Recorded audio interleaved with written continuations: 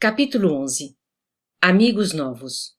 Conduzindo equipamento indispensável ao trabalho, despedimos-nos da instituição socorrista, colocando-nos a caminho da crosta. Jerônimo dava-se pressa em auscultar os vários ambientes em que se verificaria nossa atuação. Programou a tarefa com simplicidade e bom senso. Não nos distrairíamos com quaisquer investigações, além da missão previamente esboçada, e manter-nos-íamos em ligação incessante com a casa transitória, para maior eficiência no dever a cumprir.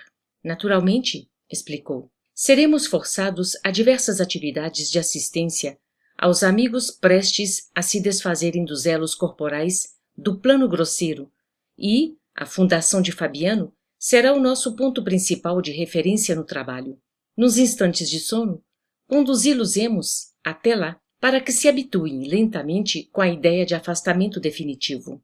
Intrigado, ao verificar tanta cautela, perguntei, meu caro assistente, todas as mortes se fazem acompanhar de missões auxiliadoras? Cada criatura que parte da crosta precisa de núcleos de amparo direto? O amigo sorriu com indulgência na superioridade legítima dos que ensinam sabiamente e esclareceu, absolutamente. Reencarnações e desencarnações, de modo em geral, obedecem simplesmente à lei. Há princípios biogenéticos orientando o mundo das formas vivas ao ensejo do renascimento físico e princípios transformadores que presidem aos fenômenos da morte em obediência aos ciclos da energia vital em todos os setores de manifestação. Nos múltiplos círculos evolutivos, há trabalhadores para a generalidade, segundo os sábios desígnios do Eterno. Entretanto, assim como existem cooperadores que se esforçam mais intensamente nas edificações do progresso humano, há missões de ordem particular para atender-lhes às necessidades. Sentindo-me a estranheza, Jerônimo prosseguiu. Não se trata de prerrogativa injustificável nem de compensações de favor. O fato revela ordenação de serviços e aproveitamento de valores. Se determinado colaborador demonstra qualidades valiosas no curso da obra, merecerá, sem dúvida, a consideração daqueles que a superintendem, examinando-se a extensão do trabalho futuro. No plano espiritual, portanto, muito grande é o carinho que se ministra ao servidor fiel, de modo a preservar-lhe o devotado espírito da ação maléfica dos elementos destruidores, com o desânimo e a carência de recursos estimulantes, permitindo-se, simultaneamente, que ele possa ir analisando a magnitude de nosso ministério na verdade e no bem, em face do universo infinito. Ouvindo-lhe a elucidação, lembrei-me instintivamente dos tipos apostólicos que conhecera na experiência humana. Não haveria contradição no esclarecimento? Os padres virtuosos, com os quais mantivera contacto no mundo, eram pessoas perseguidas através de todos os flancos. Notava que criaturas de mais subido valor moral eram justamente as escolhidas para o assédio da calúnia constante. Sem relacionar apenas os de minha intimidade, recordava a própria história do cristianismo. Não era porventura cheia de exemplos? Os temperamentos, por muitos anos fervorosos na fé, haviam sido pasto de feras. Os continuadores do mestre foram vítimas de tremendas provações e ele mesmo alcançara o Calvário em passadas dolorosas. O assistente percebeu o jogo de raciocínios que se me desdobrava no íntimo e esclareceu. Suas objeções mentais não têm razão de ser. A concepção humana do socorro divino é viciada desde muitos séculos. A criatura pressupõe, no amparo de Deus, o protecionismo do sátrapa terrestre. Espera perpetuidade de favores materialísticos, injustificável destaque entre os menos felizes, dominação e louvor permanentes. Costuma aguardar serviço, estima e entendimento, mas desdenha servir, estimar e entender, quando não seja em retribuição. O subsídio celeste traduz-se por benditas oportunidades de trabalho e renovação. Chega, muitas vezes, ao círculo da criatura como se foram gloriosas feridas, magníficas dores, abençoados suplícios. Enquanto predominem na crosta planetária os impulsos de animalidade primitiva, Os agraciados pela bênção divina serão, em sua maior parte, representantes do poder espiritual, os quais, de maneira alguma, ficarão isentos de testemunhos difíceis nas demonstrações imprescindíveis. Não que o Senhor intente transformar discípulos em cobaias, mas, pela imposição natural da obra educativa, em que a lição do aluno atento e fiel deve interessar à classe inteira. O que quase sempre parece sofrimento e tentação constitui bem-aventurança, transformando situações para o bem e para a felicidade eterna. O argumento era lógico e incisivo, e, porque o assistente silenciasse, cogitando talvez do objetivo fundamental que nos conduzia ao trabalho previsto, procurei reter impulsos indagadores.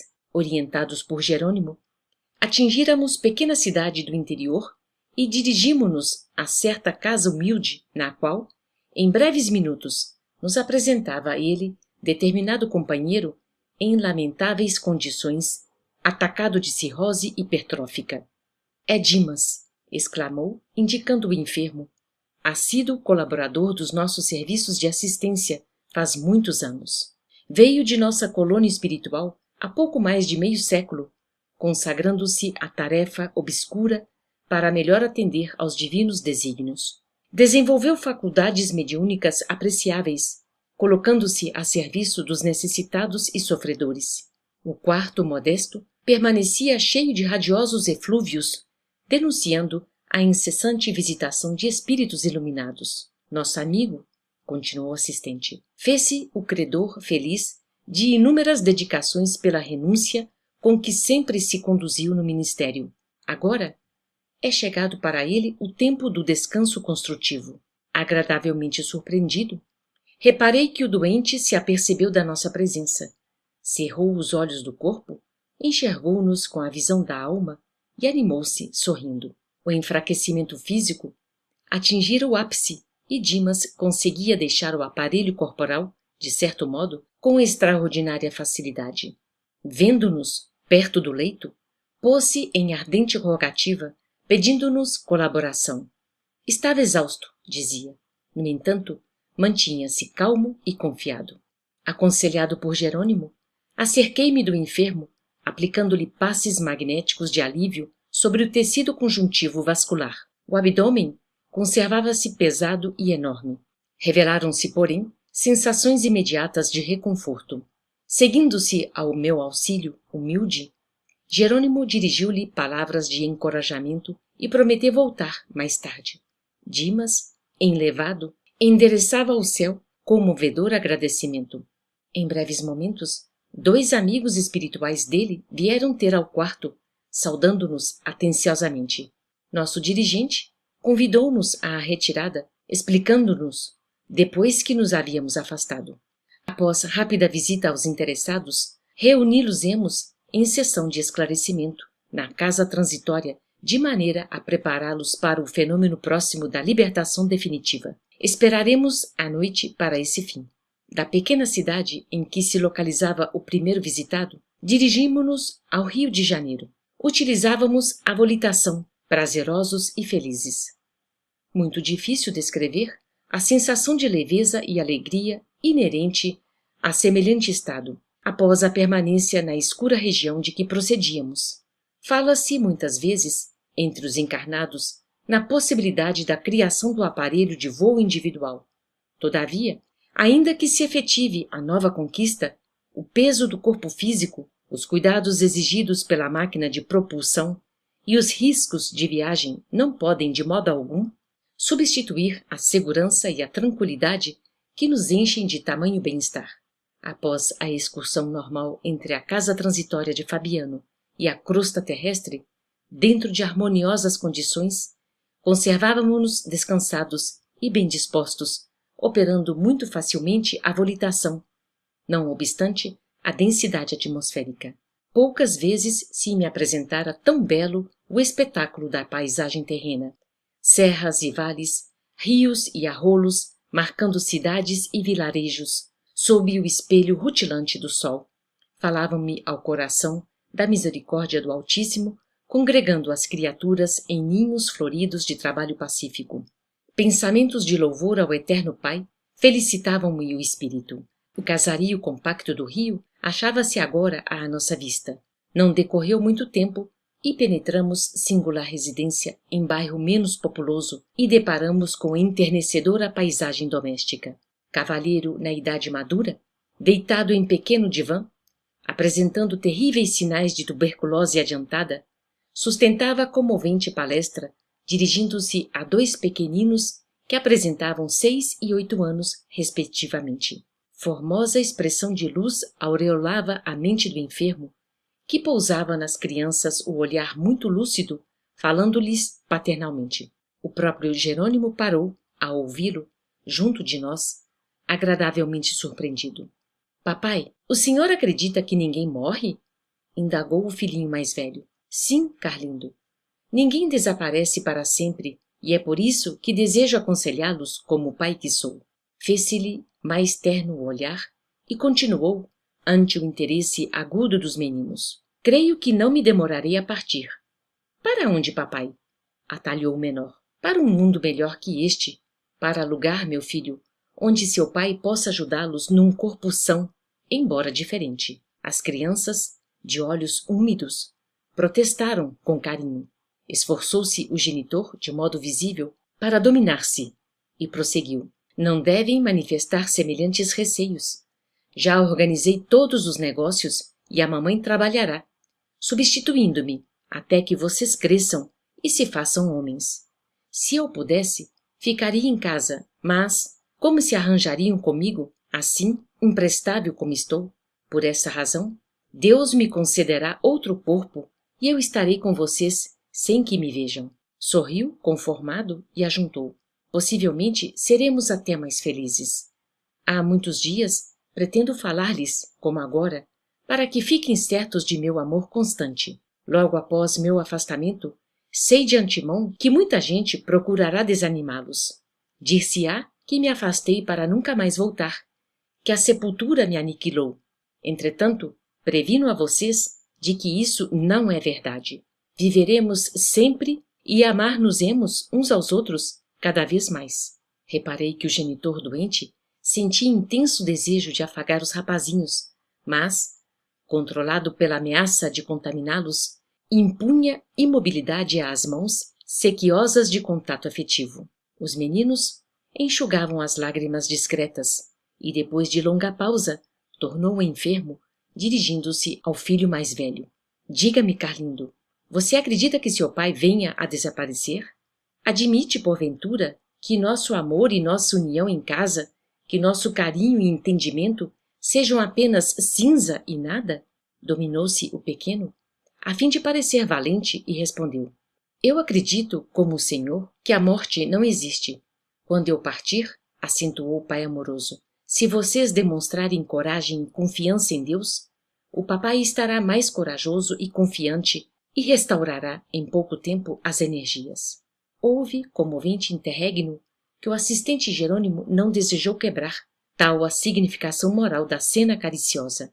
De olhos fixos nos rapazinhos, o extremoso genitor passou a considerar. Vai para 3 anos.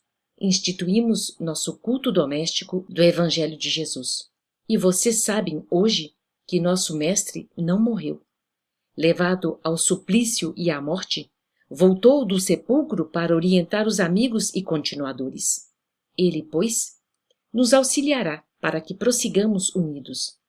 Quando eu fizer a viagem da renovação, tenham calma e otimismo. Não chorem, nem desfaleçam. Com lágrimas não serão úteis à mamãe, que precisará naturalmente de todos nós. Deus espera que sejamos alegres na luta de cada dia para sermos filhos fiéis ao seu divino amor.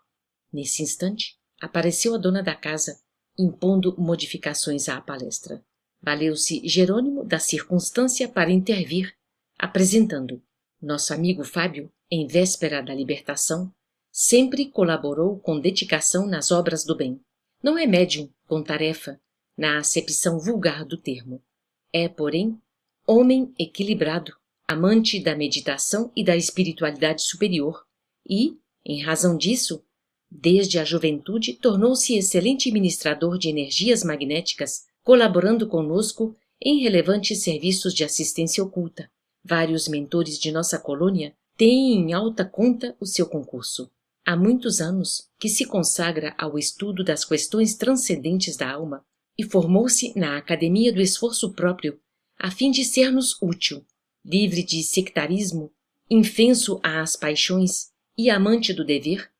Nosso irmão Fábio instituiu, desde os primeiros dias de matrimônio, o culto doméstico da fé viva, preparando a esposa, os filhinhos e outros familiares no esclarecimento dos problemas essenciais da compreensão da vida eterna. Em virtude da perseverança no bem que lhe caracterizou as atitudes, sua libertação ser-lhe-á agradável e natural. Soube viver bem, para bem morrer. Aproximei-me do enfermo, perscrutando-lhe a situação orgânica. A tuberculose minara-lhe os pulmões, impressionando-me as formações cavitárias e outros sintomas clássicos da terrível moléstia. Fábio, a rigor, não precisava apoio para a fé que nutria. Revelava-se tranquilo e confiante, e, embora o abatimento, natural em seu estado, ia ensinando aos seus inesquecíveis lições de coragem e de valor moral. Vamo-nos, chamou-nos o assistente. Nosso companheiro vai bem e dispensa-nos de maior colaboração. Saímos admirados com o exemplo entrevisto. Daí a instantes, Jerônimo conduzia-nos a confortável apartamento em moderno arranha-céu de elegante bairro. Entramos. No leito, permanecia a respeitável senhora de idade avançada, com evidentes sinais de moléstia do coração. Cercavam-na, atenciosas, duas senhoras ainda jovens que acumulavam de discretos cuidados. É nossa irmã Albina, explicou-nos o dirigente amigo, filiado a organizações superiores de nossa colônia espiritual. Tem inúmeros admiradores em nossa esfera de ação, pelo muito que vem fazendo na esfera do Evangelho. Permanece, presentemente, em serviço nos círculos evangélicos protestantes. Fez profissão de fé na Igreja Presbiteriana e, viúva desde cedo, consagrou-se ao labor educativo, formando a infância e a juventude no ideal cristão. Mais uma vez, maravilhou-me a grandeza da fraternidade legítima imperante na vida superior. Não se buscava o rótulo das criaturas, nem se cogitava em sentido particularista de seus títulos religiosos ou sociais. Procurava-se o coração fiel a Deus, ministrava-se amparo reconfortador, sem qualquer preocupação exclusivista. O assistente Jerônimo aproximou-se dela, tocou-lhe a fronte com a destra e Albina, de semblante iluminado e feliz ao contacto daquela mão bondosa e acariciante, exclamou para uma das companheiras que a assistiam: Eunice, dá-me a Bíblia. Desejo meditar um pouco. Oh, mamãe, respondeu-lhe a filha. Não será melhor descansar? Graças a Jesus, a dispneia cedeu e a senhora parece tão bem disposta. A palavra do Senhor dá contentamento ao espírito, minha filha. Suplicante ternura acompanhou-lhe a expressão verbal e, de tal modo que Eunice, vencida, apanhou o volume de sobre vasta cômoda e entregou-lhe. A respeitável anciã assumiu a adequada posição para a leitura, recostou-se em travesseiros altos e, tomando os óculos, segurou firme o testamento divino. O assistente Jerônimo ajudou-a a abri-lo em determinado lugar, sem que a interessada lhe percebesse a cooperação. Patenteou-se-lhe o capítulo 11 da narrativa de João Evangelista, alusivo à ressurreição de Lázaro. A simpática velhinha leu-o pausadamente em voz alta. Terminando, exclamou comovidamente: Agradeço ao nosso divino mestre a alentadora leitura que nos mandou. Praza aos céus, possamos todas nós encontrar a vida eterna em Cristo Jesus. Assim seja. As filhas acompanhavam-na, respeitosas. Jerônimo recomendou-me aplicar à doente passes de reconforto. Depois da operação magnética, observei-lhe a insuficiência cardíaca oriunda de aneurisma em condições ameaçadoras. Dispunha-se o assistente a conversar conosco, evidenciando as formosas qualidades da enferma, quando alguém de nosso plano assomou à porta de entrada. Era a dedicada amiga que vinha velar à cabeceira. Cumprimentou-nos, bondosa, com encantadora simplicidade. Jerônimo explicou-lhe nossa missão. A interlocutora sorriu e considerou. Reconforta-nos a proteção de que nossa irmã é objeto. No entanto, creio que há forte pedido de prorrogação em favor dela. Todos somos de parecer que deva ser chamada à nossa esfera com urgência, para receber o prêmio a que fez jus. Todavia, há razões ponderosas para que seja amparada convenientemente, a fim de que permaneça com a família consanguínea na crosta por mais alguns meses. Teremos prazer em todo o serviço fraterno, acentuou Jerônimo com afabilidade. Passaremos por aqui diariamente até que a tarefa termine. Do que houver de novo, seremos informados. A simpática visitante de Albina agradeceu e partimos. Muito significativa para mim foi a ponderação ouvida, mas, reparando que o assistente seguia atento ao trabalho que nos cabia desenvolver, abstive-me de qualquer interrogação. Varávamos, em breve, larga porta de um movimentado hospital, defendido por grandes turmas de trabalhadores espirituais. Havia aí tanta atividade por parte dos encarnados como por parte dos desencarnados. Seguindo, porém, as pegadas de nosso dirigente, não dispensávamos maior atenção aos desconhecidos. Após atravessarmos corredores e salas, alcançamos grande enfermaria de amparo gratuito. A maioria dos leitos ocupados mostrava o doente e as entidades espirituais que o rodeavam, umas em caráter de assistência defensiva, outras em acirrada perseguição. Desdobrava-se-nos as mais diversas cenas. Prevenindo, talvez, mais a mim que aos demais companheiros, o dirigente de nosso grupo recomendou: não dispersem a atenção. Decorridos alguns segundos, estávamos à frente de um cavalheiro maduro, rosto profusamente enrugado e cabelos brancos, a cuja cabeceira vigiava excelente companheiro espiritual. Apresentou-nos Jerônimo a esse último. Tratava-se do irmão Bonifácio, que ajudava o doente.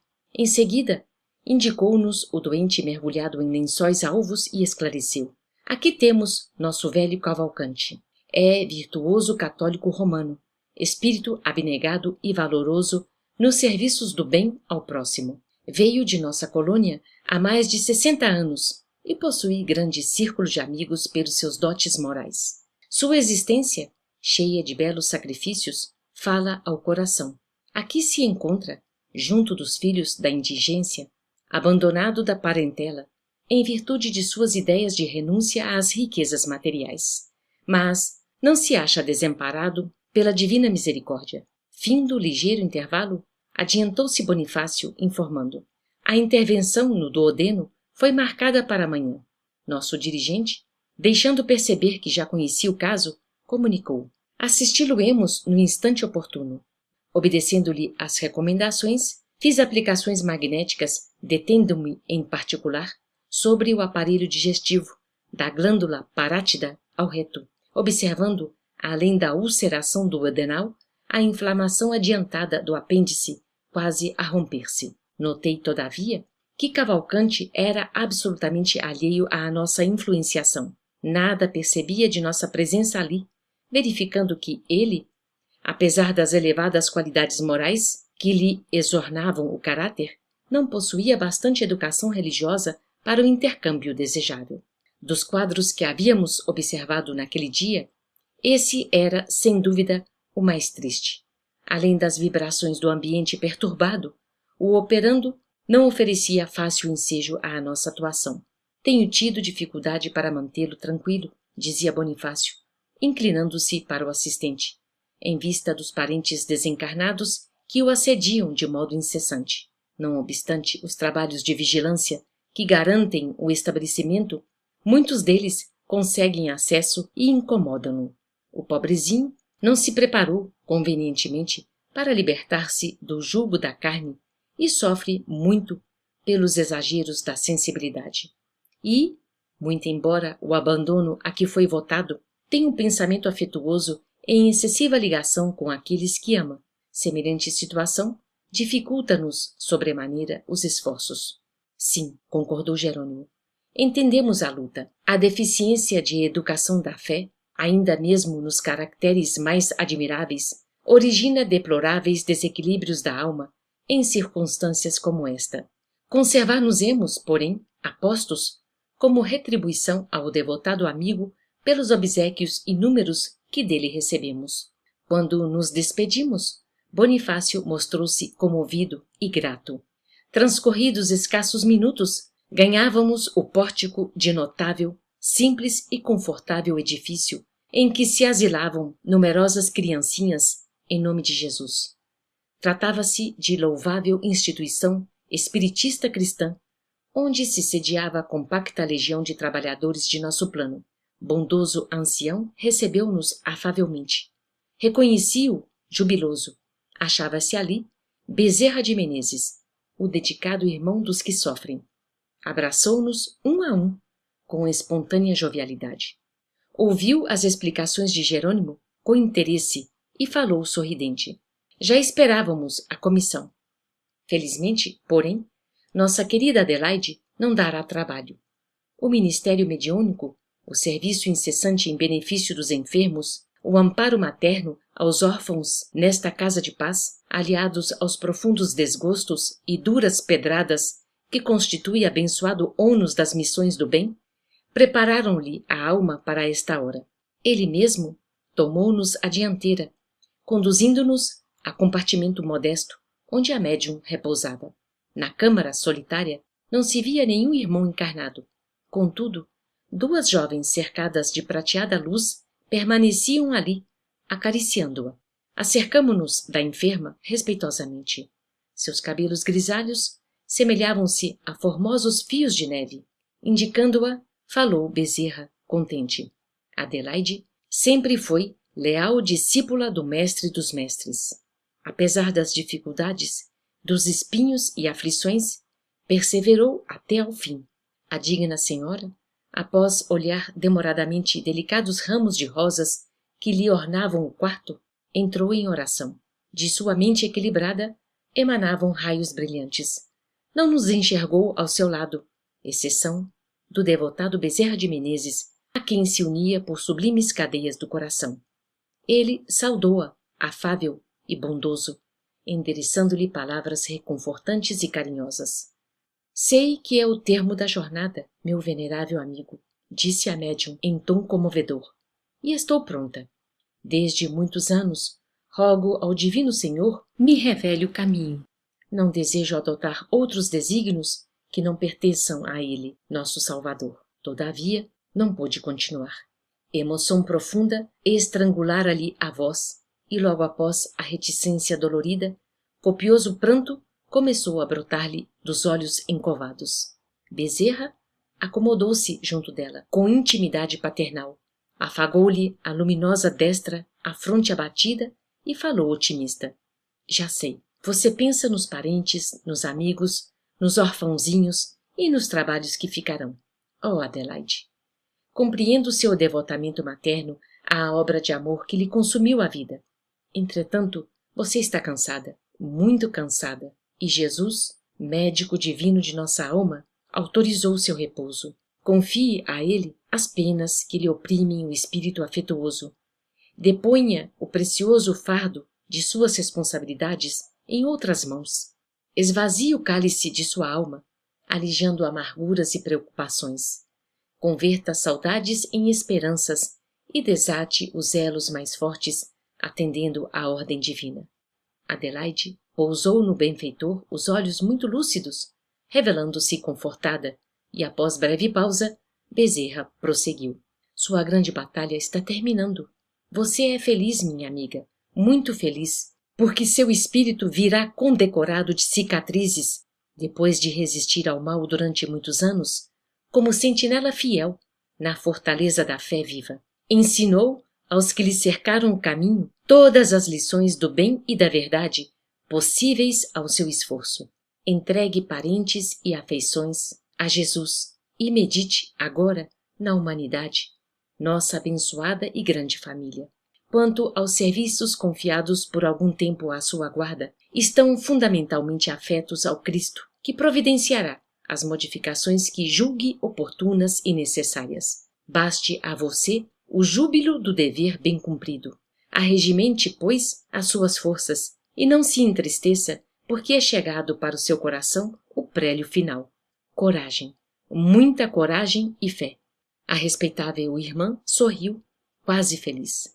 Logo em seguida, pequena auxiliar do instituto quebrou o colóquio espiritual, abrindo a porta inesperadamente e anunciando visitas.